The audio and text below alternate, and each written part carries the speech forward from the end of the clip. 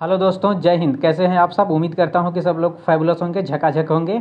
चलिए देखते हैं हम लोग एक एसआई का क्वेश्चन। एसआई का मतलब सिंपल इंटरेस्ट का क्वेश्चन है। ये अरिथमेटिक प्रोग्रेशन के एक क्वेश्चन दे रखा है, तो इसको सॉल्व कर लेते हैं। देखिए ऐसे क्वेश्चन एग्जाम में आते नहीं है, लेकिन मान लीजिए कभी दिमाग खराब है एग्जामिनर का, दे दिया ससुरा, तो कैसे सॉल्व करेंगे? तो इसको समझ लेते हैं यहाँ पे।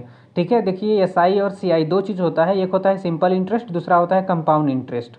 देखिए सिंपल इंटरेस्ट का मतलब होता है कि जो आपका प्रिंसिपल अमाउंट है उसी पे हर साल उतना ही लग रहा है ब्याज, या उतना ही लग रहा है इंटरेस्ट। जैसे मान लीजिए कि किसी ने दिया आपको 1,000 रुपये दिया, ठीक है, उस पर बोल दिया कि 10% का हम लेंगे ब्याज, ठीक है, 10% का।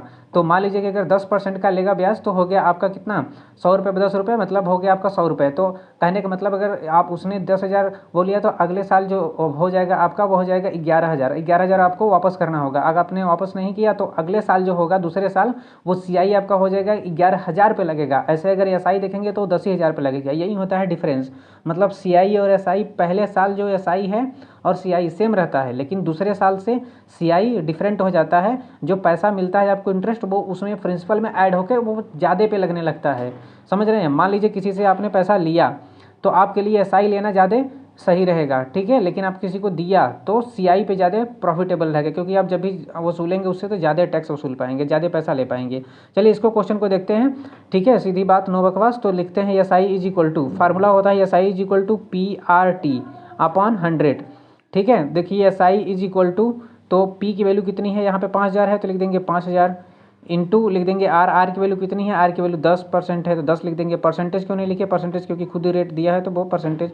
और लिख देंगे इंटू कितना दिया है, इंटू देखिए कितना दिया है, 3 साल, कितना दिया है 3, तो लिख देंगे 3 साल, अपॉन लिख देंगे 100, कितना लिख देंगे 100। देखिए 2 जीरो से 2 जीरो कैंसिल हो जाएगा, 2 जीरो से 2 जीरो कैंसिल ही है, ठीक है। तो आ गया 50। देखिए यहाँ पर लिख देंगे हम लोग 50 इंटू 10 इंटू 3, तो देखिए हो जाएगा 500। कितना हो जाएगा? 500, 5 तियाँ 15, तो हो जाएगा 500 इंटू 3, तो कितना हो जाएगा 1500। कितना हो जाएगा 1500।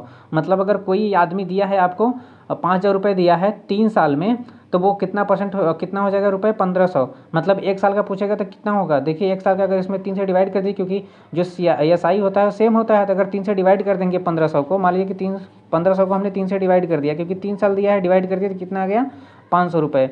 मतलब हर साल कितना लगेगा? 500 रुपये लगेगा। समझ रहे हैं? अगर पूछेगा 3 साल के बाद कितना लौटाएगा, तो वो 5,000 प्लस 1500 कितना हो जाएगा? 6,500। ठीक है, इतना पैसे को रिटर्न करेगा। ठीक है, देखिए ये सब लुल्लू टाइप के क्वेश्चन है, ज़्यादा कुछ तो मैं तो फुसफुसाहा टाइप के, मारिए खत्म फटाक से। इसके बाद मिलेंगे हम लोग नेक्स्ट वीडियो में, तब तक के लिए जय हिंद।